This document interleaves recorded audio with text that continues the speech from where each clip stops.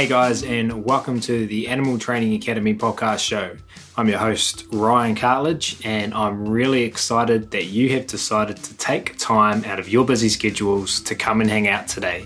We're really grateful for you tuning in. And if you have been listening to the podcast for a while, we really appreciate this. Thank you so much.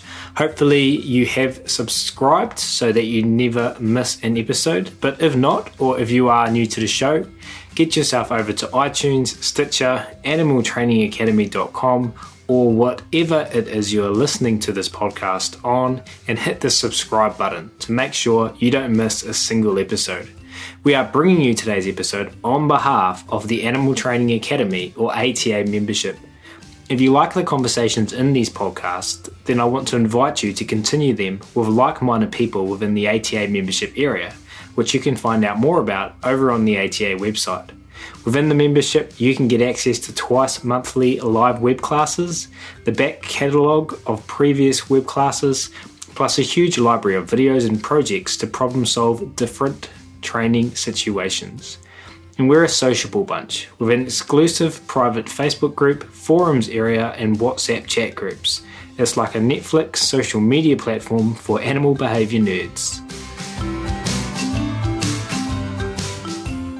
But we will get started on today's episode where we'll be talking to one Joan Orr.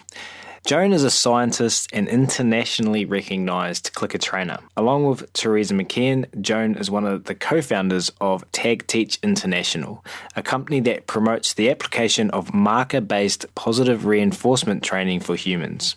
Joan was a member of the Karen Pryor Clickertraining Clicker Expo faculty for 9 years and content creator and advisor to the Karen Pryor Academy for Animal Training and Behaviour.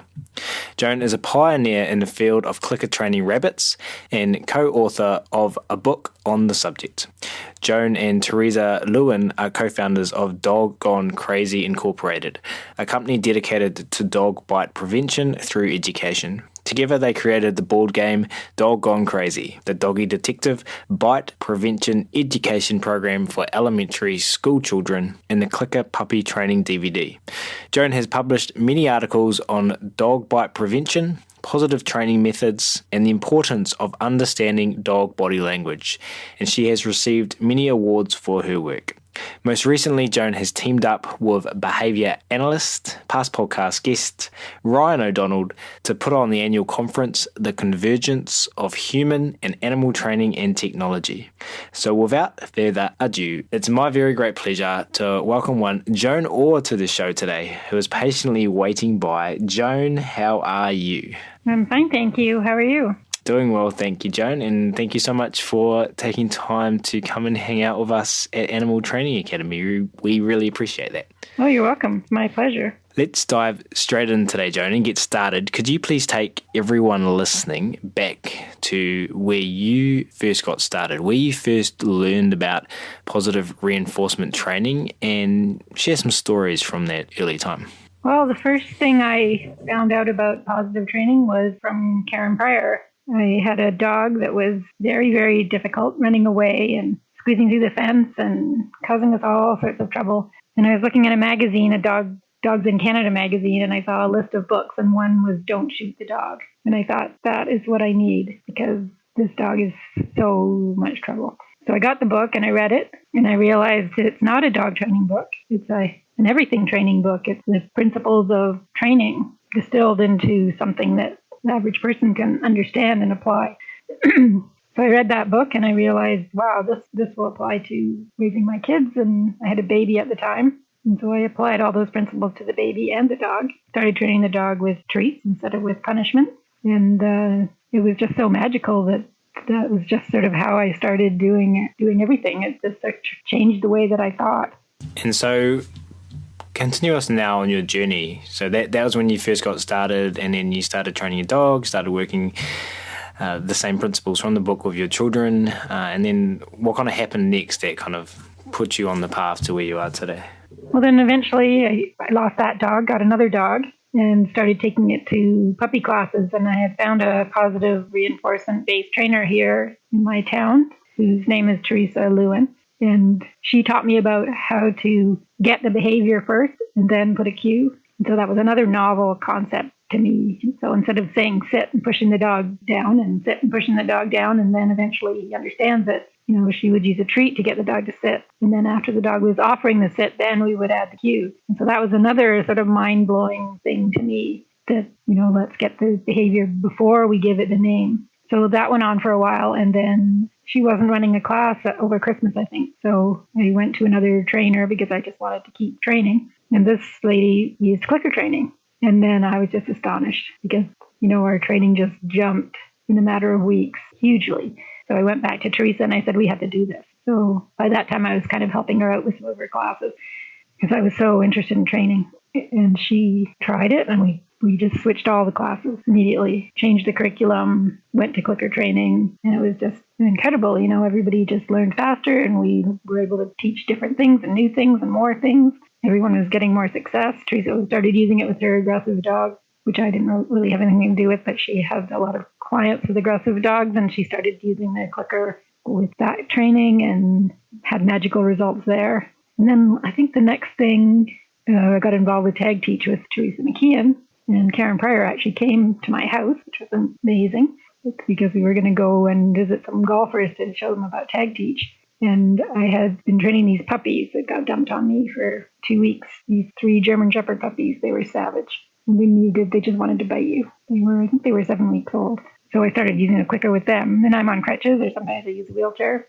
So I can't really run after the puppies or run after the kids. So being able to use the marker and teach from a distance was incredible for me. So we trained these puppies and videotaped a lot of it. And I showed it to Karen, and she said, you have to make a DVD. You have to show this to people.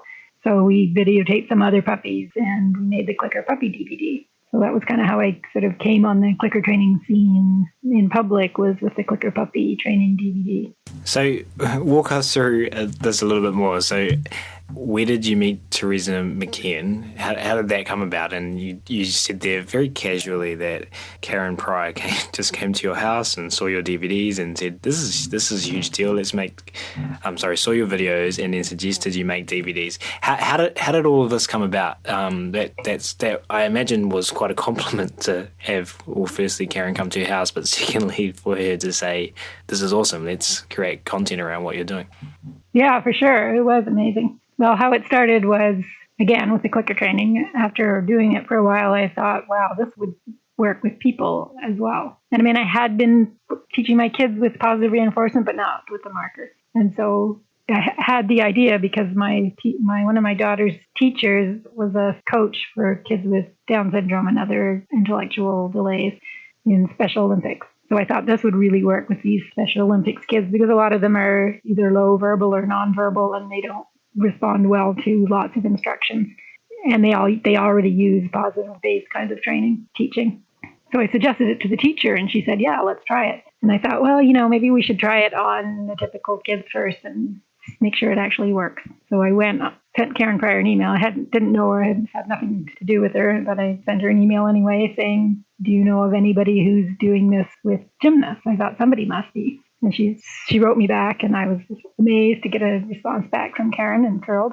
And she said, yeah, somebody had posted something on one of our listservs. Let me connect you. And it turned out it was Theresa McKeon. And she had posted about using clickers with her gymnasts. So I contacted her, and we got together, and we started doing more and more sophisticated types of training with her gymnasts. It worked so well that we started right away, within a couple of weeks of her starting this little program that we made with her kids. We started doing it here, and me and my kids started going down to the Oakville Butterflies Special Olympics and teaching with the clicker with the Special Olympics kids. And they just loved it. It was amazing. At first we said to them, here is what we're going to do. When you hear the sound of the tag, and you did it right, and you're going to get a bead. So every time they got a tag, which is the same as a click, they got a bead in a cup. And then at the end, we were going to give them string, and they could make something. So we explained it to them that someone would collect the beads for them, and then at the end, they would get to make something with the beads. So we started off, and it worked really, really well. It was amazing. And the kids just loved it, and the parents were astonished. And then at the end, we gave them their beads, and they're like, well, what are these for? They made no connection between the beads and the tags, even though we had explained that that's what we were going to do. And they're all nodding, yes, we understand. Of course, no, they didn't understand. But what they did understand was tag meant yes, you got it right. So even though they weren't getting any kind of a primary reinforcer, they were just getting the tag, they still improved and they still really liked it and they caught on to it immediately. They didn't need a ton of explanation of why we're doing this and what this is. So then from then on, we didn't really need to give them anything. We just used the tag. So what is reinforcing to them is success. Success is the ultimate reinforcer for anybody. So once they understand that the tag means yes, that was right, and there's no buts, there's no better buts in TAGteach. So we don't say, that was right, but next time I want you to point your toes, or next time I want you to put your hand up more. The only thing that they get reinforced for is the exact tag point that we're working on. So they understood that very well, and they understood that then no one was going to correct them. So they really liked that they were going to get an absolute yes, that was right. No full stop. And so you implemented this. Do you have any stories that stick out from that time? Any particular kids or any favourite things that happened? One of the highlights was Teresa came. Teresa came up and she came down with us to the Special Olympics group and did one of her Teresa things. I don't know if you've met Teresa yet, but Teresa's high energy and tons of fun and makes everything into a game. So she came down and we did a bunch of TAGteach with exercises and games with the kids, and they were all tagging each other. And that was a ton of fun. They just absolutely loved her. And I think that athletes-wise, two of them stand out. One of them was one who cried all the time. Not when we were there so much, but apparently in the past, and was very, very sensitive and didn't want to ever try any new things. And once we started the tagging with her, she started smiling and asking the coach to watch her and participating more. So that was one of the big successes for us. And then the other one is one of the coach's daughters who went to Special Olympics in Beijing. I can't remember how long ago that was, but she won 5 gold medals. So she won every single gold medal, one for every apparatus and overall. So that was a huge, win for everybody. And her mom used the tagging with her. Not as much as probably we would have used it, but more when she was having a problem and something wasn't really working, then she would turn to the TAGteach to solve it. So that worked out really well. And it's a mother and daughter thing, so there can always be conflict when you're trying to deal with your own kid. So this is a great way to take all the emotion out of the training because the tagger makes one sound and it doesn't convey any emotion. So you can be annoyed or you can be happy and the tag sounds the same. So that's with parents and kids, it's a good way to take that possible piece of conflict out of the teaching. And so with the kid that was crying and you started using TAGteach and you noticed a big change in behaviour, I think myself and the people listening to the show can start to think about why that was occurring. But I'd love to hear in your words, what do you think it was about TAGteach and her experience that led to that massive shift? I think it's because we always set the learners up to succeed. So she started being able to win, every time, and win like 10 times in a minute. Whereas the way that they're normally coached, they're still trying to be nice to them, but there's a lot of correction. So as soon as you get something right, then they make it harder, and then you have to do something else that's a little bit, more of a challenge. And then as soon as you get that right, you have to do something even harder. And then it just keeps getting harder and harder and harder until you can't do it anymore. And the way that TAGteach works is we set the scenario up so the student will succeed, 90% or 100% of the time. And then we make it slightly harder and slightly harder, and we never take big jumps. And there's no pressure on, like, what's the next thing and what's the next thing and what's the next thing. You're only worried about the actual one thing that you're doing this time. And I think for these athletes in particular, it just takes a lot of the anxiety out of the equation. So they know they only have to worry about pretty hands.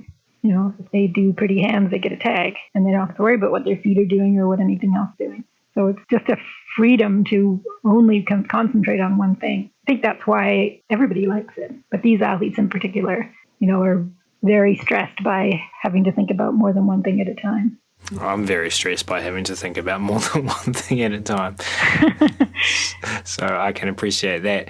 And you said, it was quite a serendipitous kind of series of events, really, that seemed to lead to all of this being set up. You said you didn't know Karen, and you just sent her an email anyway. And you said it quite casually, as you did about her coming to your house and liking your DVDs. For those listening to this, it might seem like they were really huge events, and I was just wondering to help people listen to this show, because I mean, I guess when you sent that email, there was no way to know what would come out of that. But what advice can you give to people about the serendipity of that? I hope this question makes sense. But just to get in contact with people, even if you don't know them, how important has that been in your journey? Oh, that's been super important. And I think that people who, when sort of lucky things happen to people, I think a lot of it is because of the opportunity comes, and then the lucky people jump on those and do something. And the unlucky people, let it go by, or maybe don't take advantage of an opportunity that comes. So I think anytime there's any opportunity to do something different or do something interesting or talk to somebody, just do it. What's the worst that can happen? If Karen didn't reply to my email, I'd like, oh, well, I would have found another way. Teresa and I probably would have found each other eventually, but I know now with Karen is one of the most generous people I've ever met. She just wants to share what she knows and share her gifts. And I think actually most people are like that when it comes right down to it. I love it when people send me emails and ask me questions. And sometimes I'm surprised and sometimes I'm happy. But, for the most part, it's great when a new person sends me an email and wants to do something. Like just yesterday, in fact, this lady, Nikki, who's a speech pathologist, a PhD speech pathologist, in fact, sent me an email and said, oh, I'm so excited about TAGteach. I took your free online training and I loved it. And I'm going to do it with all my clients. And I just wanted to ask you a question. So I got on the phone with her and she told me about some of her kids that she's working with and all the things that she wants to do. And she wants to present at the speech pathology conference next year. And she's got all these contacts. And, so there's another, lucky thing that happened, that this person who's got these contacts and is, a leader in her field, and now she wants to help us. Yeah, cool. I think that's going to be really valuable to everyone listening when they look at what you've achieved in your career and your view on what you just shared with us. So thank you for sharing that. And your educational background is in biochemistry, is that correct? Yeah. Yeah, I have a bachelor's degree in biology and chemistry, like a joint degree, and then a master's in biochemistry. Cool. I'm really curious because we get a lot of people on this show and everyone's got their own individual backgrounds, obviously, and we've had people that have come from all walks of life before getting into animal training and doing what they do now. So I'm really curious to learn from everyone what they have brought with them from previous vocations and degrees or learning opportunities. So what do you think you learned when you were studying biochemistry that you've brought with you into what you do with TAGteach and in animal training and that has helped you be successful in that role? I think probably it's just the way of thinking as a scientist. Scientists are very analytical and they want to know why things happen and they want to see the data.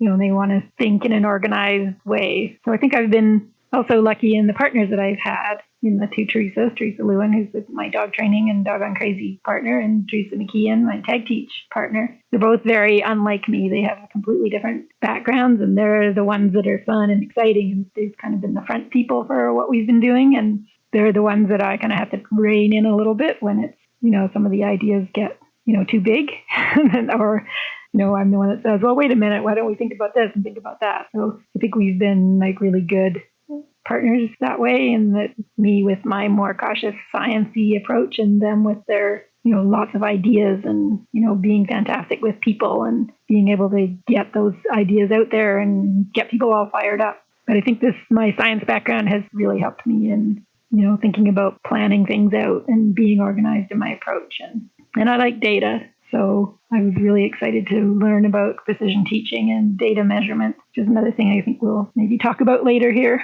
Yeah, great answer. And I think that's going to be really beneficial for everyone listening. And you mentioned there, we've mentioned a couple of times already actually, the other Teresa. I don't know what one we can refer to as the other Teresa. There's two Teresas. Yeah, it's confusing. One with an H. Theresa McKeon with an H. Teresa Lewin without an H. So with Teresa Lewin, you've shared some stories about doing dog training together, but recently together you've been, as mentioned in your bio, working on Doggie Detective. Can you tell everyone a little bit more about what that is? Oh, yeah. That's our dog bite prevention program for school-age children. It used to be called Be a Tree, but we renamed it to be Doggie Detective. So we haven't. It's not really recent. I think it's probably been the last 13 years we've been doing that, going to schools, and we used to run Doggone Safe, and through that we managed to get lots of presenters, thousands of them in 21 different countries, and the program has been delivered to well over 1 million children worldwide. So we're pretty proud of that. And now we're kind of starting over with rebranding it, the Doggie Detective, and we're hoping to sort of build that up again. Well, congratulations, because that's a huge achievement, having that training go out to so many people. Yeah. My thing I'm most proud of and happy about is the work that's being done in Africa. We had 2 partners in Africa, both of whom sent me emails. And, you get those emails from Africa, and you kind of think, I don't think I had an uncle. I don't think I had a rich uncle in Liberia or whatever. And so I was skeptical about these emails. And one of them, his name is Morris Starbo, I looked into I asked him for references. And he sent me references from the World Health Organization and Doctors Without Borders and Red Cross or some other big organization. So I phoned the people and checked up on him, and sure enough, this guy's like for real. And so what he's doing in Liberia is just incredible. He's a social worker, and his goal is to teach children empathy, basically, so that the whole of society can change. And instead of having a combative, violent approach to things, everyone will care for each other. So the way he started to do that is through teaching children to have empathy for animals, and rescuing dogs and cats and running veterinary clinics. And that's how he got involved with Vets Without Borders. So he somehow found out about our Be a Tree, now Doggie Detective program, and he wanted to do that there. So we sent him some free kits, and then we've also been receiving money for them on their behalf, because it's impossible to send money to Liberia. So if we give Morris $300 US, he will be able to hire someone for 6 months to go into schools on his own with his volunteers. He's educated more than 50,000 kids, and they go to all these communities, and so he's making a huge difference, a really huge difference, with almost no money. So, and I still help him out with that. So to me, that's been our biggest, most exciting achievement, is being able to help so many people in Africa. Yeah, amazing. And I'm curious, when you get started on a project like this, do you have that kind of, I guess you couldn't really imagine the Africa situation materializing, but did you have a goal when you started Doggone Crazy to educate that many people, or were you just like, hey, let's do this thing, see where it takes us? Like, how do you start out? Where does your mind, what is the first approximation in your mind with regards to your thoughts? Well, the first thing we did, and we hadn't really thought of going too much further, is we just went to our local schools. And it was, Teresa Lewin had been sort of doing it on her own to some degree, and taking her dog into the classroom and showing body language and stuff. And then I got the idea of making these posters. We should make big posters that show the body language, because what I learned from her, I had not known. I had dogs all my life, and I did not know that if a dog yawns when he's not tired, or licks his chops when he's not hungry, or shakes off when he's not wet, that those are signs that the dog might be uncomfortable with the situation, and maybe we should give him some space. And when I learned that stuff from Teresa, I thought everybody else needs to know this. So we started going to classrooms first with real dogs, then the dogs would go to sleep, and they weren't much use. So we got these posters, photographs that we took, blown up huge, and we went and showed those to the kids. Here's him yawning, and here's him licking his chops, and here's how he holds his ears. And so we pointed out these things and taught the kids this body language stuff. And then we had other games and activities that also role playing that go along with it. And we got so many incredible comments back from parents and the kids and the teachers. And thank you so much. You saved my kid's life from the dog bite situation. And like literally that level of, amazing stuff came out of it that we didn't really expect. So then we thought, well, we should get more people to help us. So we made the kit, and we presented it first at the Professional Animal Behavior Associates Conference in Guelph, who were friends of Teresa's and invited us to come, which was nice of them. And then we sold a whole bunch of kits there. And then we thought, if we had a nonprofit, more people would help us.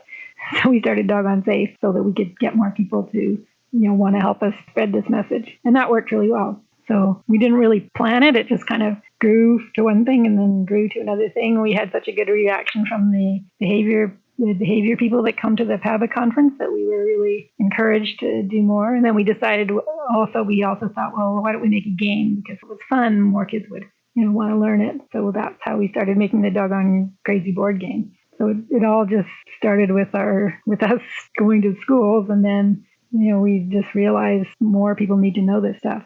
So then along came the game and the teacher kit, and the last 10 or more years we've been trying to promote things that way. And what motivates you? Is it the change you're making, or are you someone who's consistently needing and wanting big project ideas to work on? Like where is your reinforcement? I mean, once again, I feel like this is a silly question, but I want to hear it in your words. I do it for the money. Yeah, let's laugh about that. No, I don't know. No, I just like I like new things, and I like things moving forward. And I love the emails that I get from people.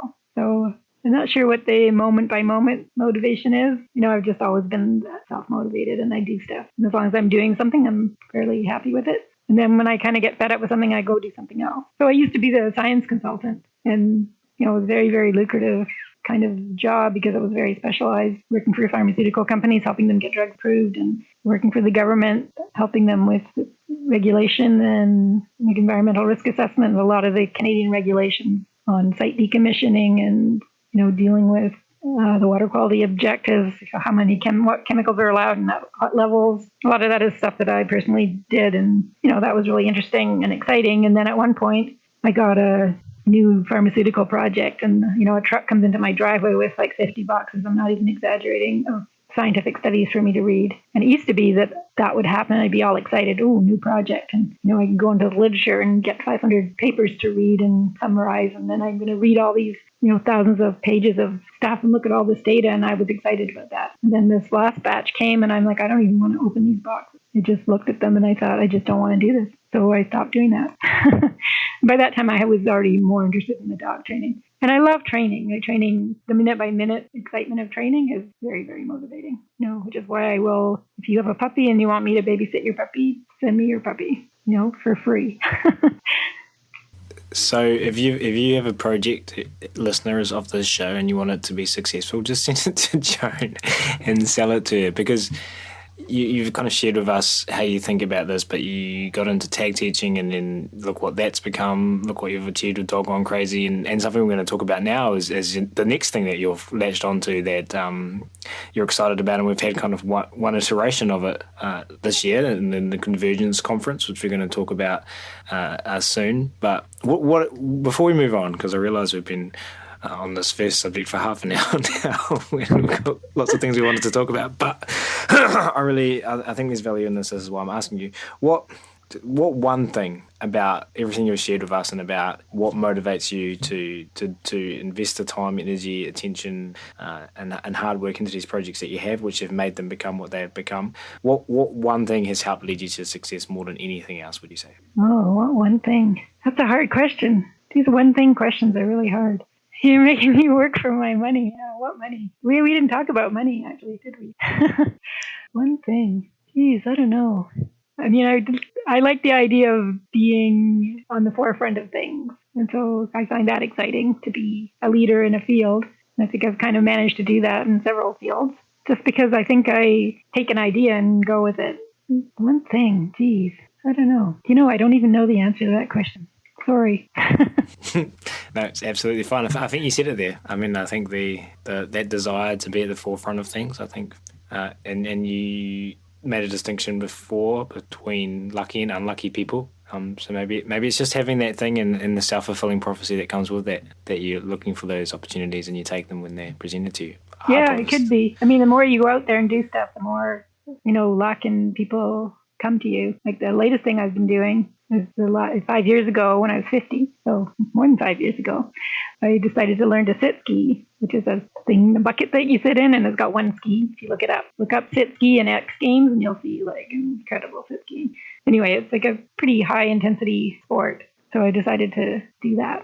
And so, now I'm, pretty good at that, and I've met all kinds of cool people who are like leaders in the field of, disabled sports and adaptive sports, and so that's another, like, if I had lots of money and I could retire at this moment, that would be my next thing, would be getting adaptive sports to be more well known and to have more programs so that more kids and adults would be able to get out there, especially out into the big mountains in the West. I mean, there's just nothing like it. And being out there and being on the mountain, and I would like more people to have that kind of opportunity. So that's going to be my next thing. I'll start hanging out with the people on the national team. And like I just got invited, I'm going on a ski trip in 2 weeks, and I just got invited to ski with the development team out there for the weekend. So I'm going to do that. So I'll be skiing with the up and coming, next Olympian. So, that'll be cool. Oh, and I met a couple times ago, we were in Banff, happened to meet a guy who's a blind skier, and he's won 5 Olympic medals, and we got to ski with him and hang out with him. And, that was cool. So things just happen, if you go out there and do stuff, things happen. Wow, wow, Joan, you're so lucky. I am lucky, really. And I'm lucky to have the family that I have, too. I mean, my kids are not so lucky the way they grew up because we worked really hard and I intentionally taught them in a certain way, and they've turned out great. But I'm lucky with the husband that I have, Dave, who supports all these crazy things that I want to do. He's just like, whatever. Amen to that. Hey, so far this has been so much fun learning about your behaviour odyssey. I love doing this. Thank you so much for sharing. We mentioned there the Convergence conference, and so I want to start to talk about the idea behind this and talk about interdisciplinary learning. Specifically, let's start with what human trainers can teach animal trainers, and also flip that on its head, what animal trainers can teach human trainers. Can you speak to these two ideas for us, Joan? Yeah, thank you. I love this question. So I've been thinking about this for a while, and I'm going to write a blog post about this because I think there's lots of things, but I'm going to give you my top 3 from each, because otherwise we could be here all day. So from human trainers, what we have learned from human trainers and what the human trainers can teach the animal trainers, I think one of the top things is the WTF. So WTF for a behavior analyst means what's the function? So one of the things that the animal trainers, I think, can learn is that when you have an undesirable behavior, we all know that we want to teach an incompatible behavior so that will replace the undesirable behavior. What we've learned from the human trainers is that, if possible, that replacement behavior should serve the same function as the undesirable behavior. So if the dog is doing a bad thing so that he can get attention, then he needs to learn some other way to get attention. So if the dog's jumping all over you, then maybe going and lying on a mat, it's definitely an incompatible behavior, but it's not going to serve the same function. So it might be better that instead of jumping, he learns to do some other behavior that's going to garner him some attention right in the moment. So that's sort of an example. The other thing that we can learn from the human trainers, which they're super good at, is managing the learning environment to optimize stuff. So we know that the environment is really important in behavior. So they are really good at setting it up so that the learner has the most chance of success. So reducing distractions, making sure that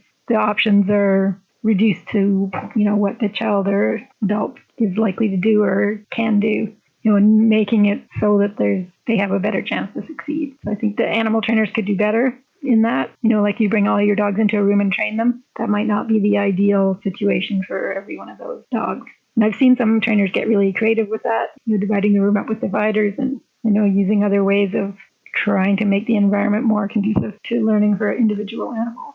The other thing that I think is probably the greatest gift that the human trainers have given us is the importance of measuring and taking data. So, of course, as a scientist, I like this, and I was excited when I found out that how this data collection and analysis works.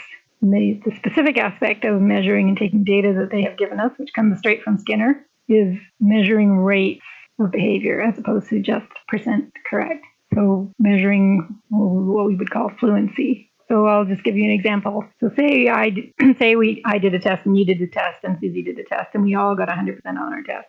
That seems good. We all did well. Well, it took you 3 hours, took me 5 minutes, and it took Susie 20 minutes. So now you can see there's a difference. If we start looking at the time factor, those 100% are not all equal. So if we took number of responses correct in a minute and compared those, we would see that we were all different and I was the best.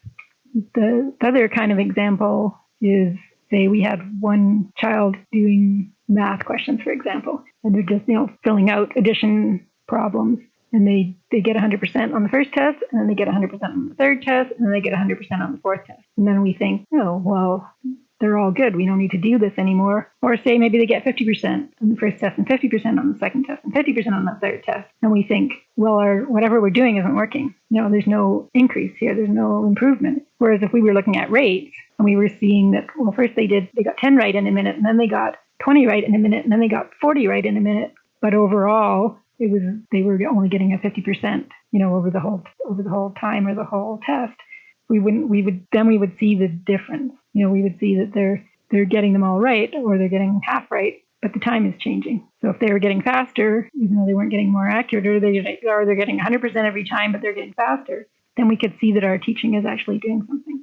And by the same token, if they could be getting better but not faster, they could be getting more accurate but not any faster. And so then, is our teaching doing anything? Probably not. So if you look at rates, you get much, much more information about how your teaching is going. And I think that is something that everybody should consider. So instead of looking at percent correct, we look at number correct in a minute. And that's basically the premise behind precision teaching, which I was very excited to discover. And then the other part of the data collection the other side of it is the data analysis. So once you have your data, you put it on a graph. And there's a special kind of graph called acceleration chart. And that just gives us a much more accurate way of, not so accurate, but a way of graphing data that lets us see changes much faster and shows us the magnitude of change. So something that's a small change won't show up, and something that's a big change will show up. So I know it's a little complicated, and people get scared when they see these graphs, but they're really not scary. So it's kind of my goal now is to try to get more people thinking about this precision teaching and measuring rates and graphing it on an acceleration chart. So TAGteach is kind of going towards that now. We've presented at a few of the precision teaching meetings, and we're on their website. We're on the Chartlytics, which is a company that does a lot of this, and there's tons of free data on their site. They have precisionteachinguniversity.com. So our TAGteach course is on there now, and the behavior analyst can get continuing education credits for taking it. And we're really trying to do more with the precision teaching community and the measurement people. So that's exciting. Okay, so those are the three things that my three tops from the human trainers is considering the function of a behavior when you're replacing a behavior, managing the learning environment to optimize success, and taking data the right way. And on the other side, the animal trainers, I think the greatest gift that the animal trainers have given us is shaping. And if that's a skill that you don't have, get it. And how do you get good at something? You do it, practice it, try it. Anytime you get an opportunity to train something, you train it. So that's how I got good at shaping. And Karen thought I was good enough at shaping to be the person to teach shaping with her at the Clicker Expo. So that was cool. But, I just practiced and train a rabbit or a cat or something that is not amenable to being pushed around. And your shaping skills will improve significantly. So I think that the idea of shaping, how to create behavioral momentum during shaping, by gradually increasing your criteria, and how to teach which leads to how to teach without talking or physical prompting. So being able to train without ever touching a person or an animal, there's always a way. And I think the animal trainers have shown us that there's always a way to break it down small enough and build it up in small enough steps that you can teach anything that an animal or person can physically do without ever touching them. And the human trainers and dog and horse trainers can really learn from that, because those three creatures, humans and animals and horses, are much more amenable to being moved around physically and physically prompted because they will tolerate it. Whereas you try to do a cat or a rabbit that way, or a fish, it just won't work. So I think that shaping and everything that goes around with shaping is just the biggest gift. And again, that came from Skinner. He started that along with the measuring rate. Those were his two biggest contributions to the science. The second thing that I think animal trainers have given us is using targets. Using targets is just so powerful. And although it's a prompt, it's a non-physical prompt. And you can just move your training so fast with both people and animals using targets, and not just touching your nose to something or touching your hand to something, but the kind of targets where you could use your hip as a target, or eye targeting, or elbow, or one that we like to use in TAGteach a lot is tape to tape. So we put a piece of tape on a body part and a piece of tape somewhere else, and the tag point is tape to tape. And that's sort of almost magical of targeting. Everybody needs to learn how to use targets. We're going to do a webinar on that, I think, with Emily from Sweden on targeting for parents, and I think. And then the third thing that the animal trainers have given us is marker-based training, so which is clicker training. And then we've taken clicker training and turned it into tag teaching. So I think that that's been another huge contribution. And again, straight from Skinner, and, how to use a conditioned reinforcer and take that conditioned reinforcer and use it to teach new skills is just super powerful, because many times you just can't get that primary reinforcer to the animal or the person fast enough. By the time they do something and then you hand them a treat, they've already done the next thing. So I think that actually marker-based training requires less skill than training without a marker, even though you've got more things in your hand, because you have that time. You can click at the moment that the behavior happens, and then you've got time to fiddle around and get your treat or whatever it is you're using as a primary reinforcer. So those are the three things from the animal trainers, I think, is shaping, targeting, and marker-based training. And I have a big list of other things, but you'll have to wait for my blog post. Well, thank you so much for that, Joan. 6 things to think about, and looking forward to the blog post. Let me know when you release it, and I'll make sure we link it to the podcast episode. So with the humans to the animal trainers, we've got WTF, what's the function? We've got human trainers have given us data collection and managing the learning environment. I didn't do those in the same order that you gave them, but I got there. And I'm interested to learn more about the animal examples that you've seen, maybe, of where we're using acceleration charts. And can you unpack that a little bit for everyone listening? What does an acceleration chart look like? I know I went to the Applied Behaviour Analysis conference here in New Zealand this year or last year, I can't remember when exactly, but there was a lot of graphs on the screen, and I was struggling with my experience to really benefit as much as I would have liked from those presentations, because I didn't understand on the level I needed to the graphs. Is shaping not a general part of the application of human training to those people? Not the shaping the way animal trainers do it. So the sort of like what we would call free shaping. I don't think that the human trainers really learn how to do that or think about doing that with people. So of course they shape everything because they have a plan, and we're going to do this. And then once they're doing this, we're going to do that. And then we're going to do the next thing. And so, all training is basically shaping, because you're building up on what you had before, and you're changing it from what it started with to be something else, which is what shaping is. But the way that the animal trainers do shaping, with a clicker or even without a clicker, to like in the moment, shifting criteria slightly as you're training, is something that the human trainers, I don't think, do as well as animal trainers do, if they even realize that that's something that you can do. They tend to be more like discreet in their steps. So, let's teach them to hold a pencil a bunch of times till they can hold a pencil, and then let's teach them to do a straight line, and then let's teach them to put something else on the line. So each part is like very defined, so it doesn't have the fluidity, and it works perfectly well. I'm not saying it doesn't work or it's not shaping, but it's just not the kind of free shaping and using the person or the animal to guide your next step. I think that's one of the big things that the animal trainers either know instinctively or have been taught, is to sort of watch for the next thing starting to happen and then start reinforcing that. So I have a really good video that is a perfect example with people. So with a little boy teaching the swimming lesson video. I don't know if you've seen that one. I'm not sure if we have that on our public channel. Anyway, I'll give you a link for the show notes. So I'm teaching a little boy to swim or to get in the pool with a life jacket. He's not really swimming, but he doesn't want to get in the pool. First of all, the water was only 70 degrees, so I don't think we mentioned that anywhere in the video. And he also just didn't want to go. So we, tagged him for going to the taking one step into the step of the pool, and then 2, and then 3, and then 4. But I'm watching for him to start to take the next step. So he goes down one step, goes down one step, goes down one step. Then I see him sort of a little bit of momentum going towards the second step. Then I might ask him to go to the second step. Like, I only ask for the next thing when I see it already starting to happen. Once he's in the pool, he starts kicking his feet a little bit. So then I make a tag point to kick your feet, because I've already seen that he's going that way anyway. So like taking your cue from the learner as to what the next step is something that I maybe the animal trainers don't even do that much, but I think that's one of the big skills in shaping, is being a good observer and seeing that next step starting to happen and then moving towards it, rather than, say I'm going to do this 5 times and I'm going to do that 5 times, and taking like maybe bigger jumps than the learner is able to take.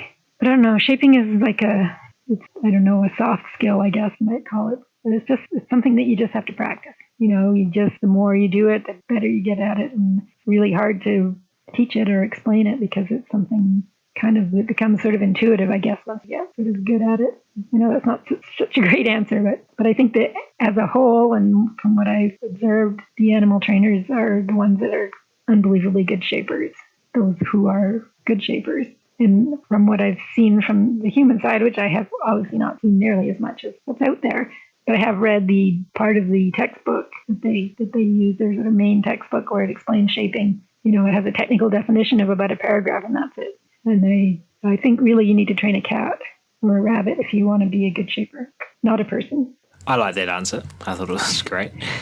The other two things you said, animal trainers can teach human trainers using target and marker-based training, which obviously you've had a big impact on, of stuff you've done in your career.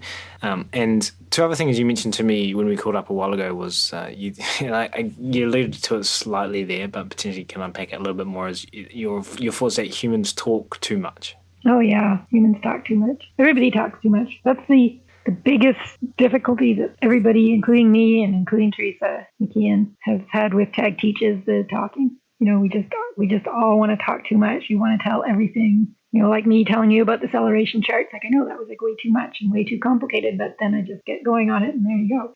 And it's not really explainable without being there or seeing the charts, but I'm still talking about it anyway. And that's what we do. We have all this information inside us, and we think it's so important for our learner to know it that we tell everything, and we don't want to leave anything out. And it's always too much. If you're an expert in something, what you know is way too much for anybody that you're trying to teach.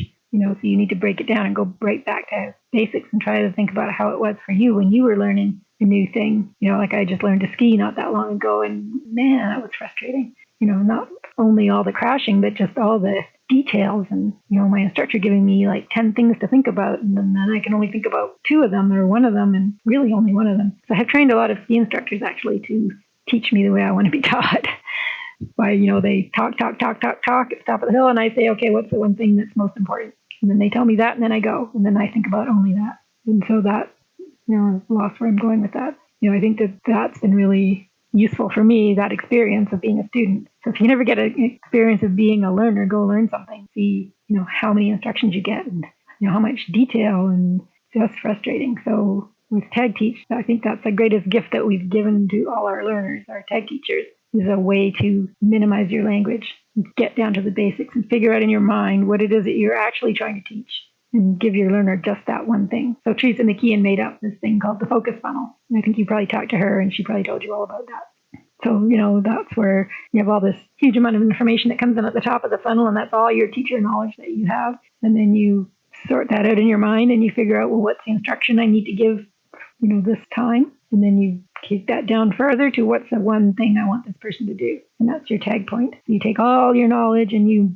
funnel it down to one thing. And that's hard. It's hard to do. And it's hard to keep your mouth shut, because you just want to tell them that one more thing. So that's one of the sort of classic tag teacher mistakes that we find people making when they first come to us is, they'll say the tag point is pointed toes, and then they'll keep talking. But don't forget to do this with your hands and start over there. And when I tell you to go, and by the time they've said another 12 things, the person's forgotten what the original thing is they're supposed to focus on. So with TAGteach, the very last thing you say to your learner is the tag point is do whatever. And then they do it, and then they get a tag or they don't. And then it's up to them then to decide what they did, what they need to do the next time. They can ask you, of course. But if they don't ask you, then you don't say anything. So there's no corrections. It's all self-correction by the learner, which is super powerful. And it's reinforcing for you as a teacher. The better you get at this, teaching without talking, the more reinforcement you get, because your learners learn faster. You can do more repetitions, and you can get paradoxically more information to them in a shorter time if you give them less to do. More is less, basically. Yeah, less is more. More is less. I completely balls it up, didn't I? Less is more. That's what I was trying to say. I love the focus funnel, and yeah, I'll definitely want to learn more and improve myself on that. So thank you for sharing that. Yeah, so that's an example of me and Theresa working together. Like she comes up with these awesome concepts, and then we refine it, and then we figure out how are we going to get it out there. So that focus funnel is all her thing. So she's amazing. She just comes up with all these like brilliant ways to teach people this stuff and make it visual for people. She's actually texting me while we're doing this podcast, because we had her on a live web class a few days ago, She taught us about. She told me she was doing that. She taught us about short phrase coaching. Oh, right. Yeah, that's another thing that's great. People just love that. You can just take your words down to just the very smallest, one word if possible. Just it's so powerful. It's amazing, really, how powerful it is to reduce your words. I can't stress enough how powerful that is. Meanwhile, I've been talking for, an hour?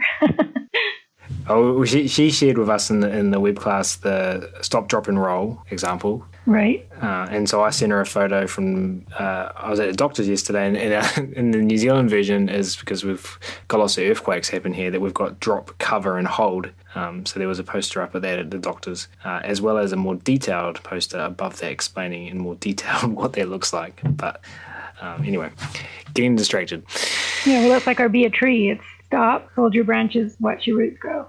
So it's stop, fold, and watch. Beautiful. I love this so much. But we are going to move on to talk about something really exciting that we mentioned a couple of times, but we want to unpack even more and share the word about, because it doesn't matter where you are in the world, you can attend this because you and the team are doing such an amazing job at streaming this live on the internet. And I want us to talk about CHATT, CHATT, the Convergence of Human and Animal Training and Technology. We had Ryan O'Donnell on the show, so we've talked about it a little bit with him, but can you build on our conversation with Ryan and tell us what CHATT is, how it got started, and what we have to look forward to? Yeah, well, it's exciting. And don't bother about anything Ryan told you. It's all me. It's all my idea. I did everything. I did all the streaming. No, he's amazing. So I met Ryan on the internet. Same place I met Karen. Same place I met Teresa in. So I actually met him on LinkedIn. And I saw that he was doing this conference. Oh, what does he call it? I can't remember. What's his conference called? Slips my mind at the moment as well. It's Next Gen. Next Gen, that's it. The Next Gen Revolution conference. So it's for behavior analysts, and it's sort of like leading edge, who's coming up next, where are we going with our field? And it's also, he has an entrepreneurial bent to it. So it's very different from what other conferences are going on in the behavior analysis world. So I saw something about that, I think on LinkedIn. It was on LinkedIn. And I went to the site and I looked at it and I thought, wow, this is really cool. We need to live stream. And Teresa and I have been talking for a long time about doing something with animal and human trainers, but we've never really figured out how to really do it. So I thought this guy is the key to this. We need to live stream. We need to do and he's a behavior analyst. So we need to do something with the behavior people, the human behavior people and the animal people and technology. So I contacted him and I said, yeah, let's do this thing. So we talked every week for a while, starting in last November. And then I think in April, we decided, okay, we're going to do this thing. So we got the speakers. Every single speaker just said yes immediately. It's amazing. Like huge speakers like Ken Ramirez and Joe Lang and Theresa McKeon. Then we started planning the conference. We did it at the zoo. We found an amazing location at the zoo in Seattle. And everybody was excited about that venue. We sold the thing out in like maybe 6 weeks, the in-person conference. In fact, we oversold it a little bit, which is my fault, because our technology on the registration end wasn't quite exactly right. It's going to be better next year. And then we had 100 people on the live stream, which was amazing. We had a really good team working on the live stream, talking to people, and they had this amazing little community going on there, talking to each other for the 2 days. And people loved the live stream. A couple of people told me that they thought the live stream was better than going to a conference in person, because we had some extra things for the live streamers, and next time we're going to do even more for them. So when there's breaks, we're going to try to have some more interactive stuff for them. Anyway, last year it was amazing, and the speakers were incredible. The technology was flawless. It's the first time I've ever been to a conference that the technology was absolutely flawless, and that's all down to Ryan and his team and his equipment.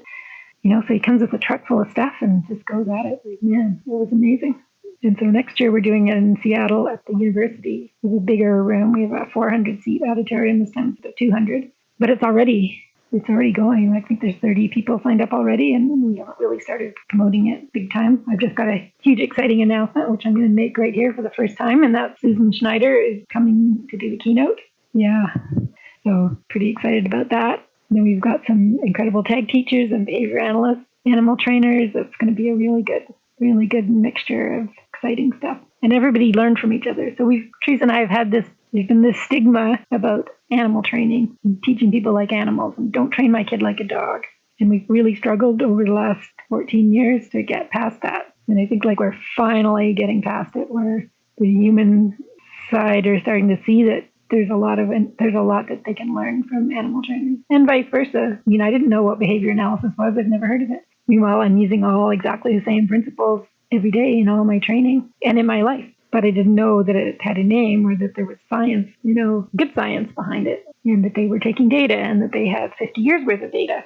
So I think that's a revelation on both sides. When the animal trainers discover a behavior analysis, it's like, wow, this is amazing. And when the behavior analysis see what the animal trainers can do, they're blown away. When they see immediately that there's many things that they could apply in their own teaching that the animal trainers have developed, like the targeting. Like a lot of them have never even thought of it or heard of it. Just put a sticker there, and the person touches the sticker, like, bingo, you've got your behavior. And so this kind of my main question I have from everything you just added, apart from the fact this is a comment, not a question, that Susan Snyder is coming. That's amazing. The final question for this episode is, where do you want to see all of us going over the next 5 to 10 years? And that's also just what I'm wondering from the feedback you got there. And I know we've talked about what human trainers can teach animal trainers and vice versa. What's your vision for Convergence, for what we've been talking about? Where do you see this combining of skills and professions taking us, and how is, you say we've finally gotten past this potential hurdle of the stigma surrounding using markers, clickers, etc. with humans? How do you see all of this evolving, and the Convergence role in all of this? Well, I'm excited about the whole Convergence thing, and Ryan and Theresa and I are wanting to build a whole brand around that, and we've got all kinds of exciting ideas.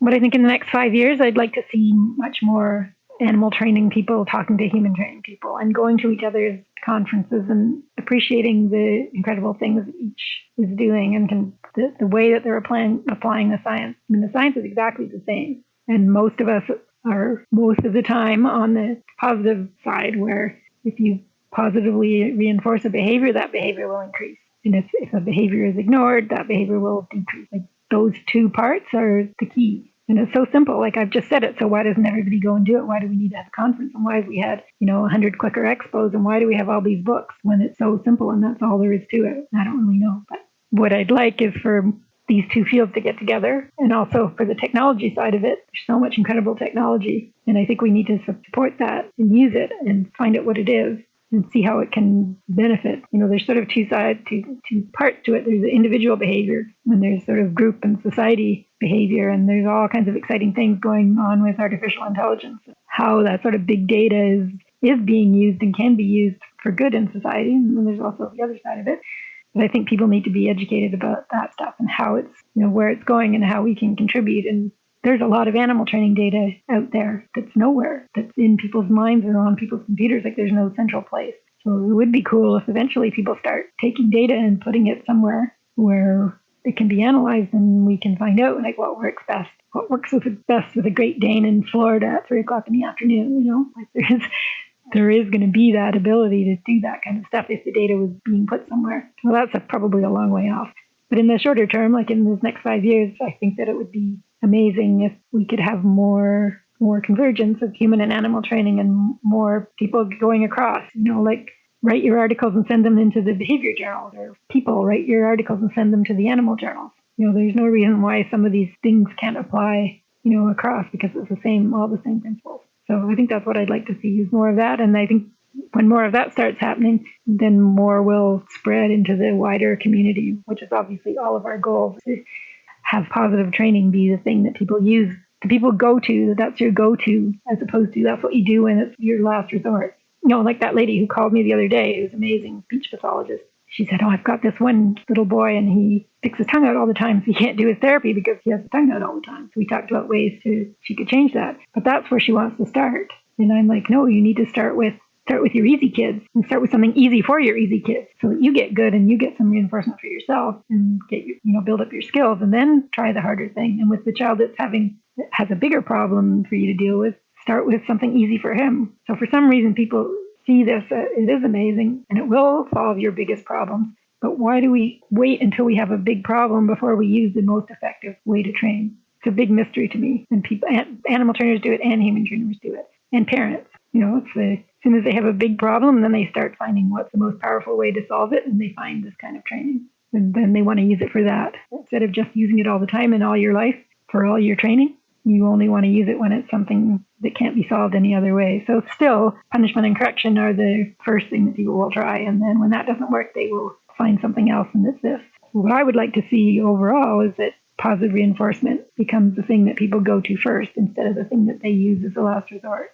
Love it. And great vision for the future, and so much tidbits, takeaways, information, starting approximations for people on their learning journeys to go out and find more information in this episode today. Hey, Joan, just before we do officially wrap up, can you just tell everyone where they can go to do just that, further their learning after listening to this episode? Where can they go to find out more about Convergence, about TAG, about you, get in touch? What's the best way? Well, come to our conference because it's going to be amazing. Come if you're online, and come if you can come in person. It's even better. We're going to do all kinds of cool stuff. So the link for that is convergenceconferences.com. You can also find that on TAGteach.com in the events section. What was the other thing you were asking me? Sorry, ask me again. Oh, yeah, Joan at TAGteach.com. Yeah, so everything's on the TAGteach.com site, contact information, and that's probably the best place to start. And you can find out about Convergence on convergenceconferences.com. And I also didn't mention, if you're in the autism world, our best resource is Martha Gabler's website, which is autismchaos.com. So that'll all be in the show notes, right? Yeah, we'll include all that in the show notes. And Doggie Detective as well? Oh, yes, Doggie Detective. So that's at doggonecrazy.ca. All right, perfect. And we'll, like you said, include all of that in the show notes for this episode. We are sadly at the end now. Joan, thank you so much for taking time to come and hang out with us on the show today, for connecting with me a couple of weeks ago. We're playing with technology, getting ready for the episode, all the emails back and forth. We really appreciate you making time for this, and for everything that you're doing for, I want to say, the world. Thank you very much. Yeah, thank you. It was my pleasure. Hopefully we can do it again sometime when I've got some new stuff. Awesome, and that's probably like a month from now. No, I don't know. No, I'm going on a ski trip. Oh, awesome. Hey, everyone listening, we appreciate you tuning in today as well and spending time with us. If you have enjoyed this episode and you were interested in carrying on the conversation about working with our animals and humans in the most positive, funnish, choice-rich ways. And as mentioned at the start of the episode, the Animal Training Academy community is waiting for you. Head on over to www.animaltrainingacademy.com and click on the membership button in the main menu to learn more about what members are describing as the Netflix social media platform for behavior nerds. There is something there for absolutely everyone. We're looking forward to having you join the tribe. That's it for this episode, though. We're going to wrap it up there. Thanks again so much, everyone, for listening. You'll hear from us again soon.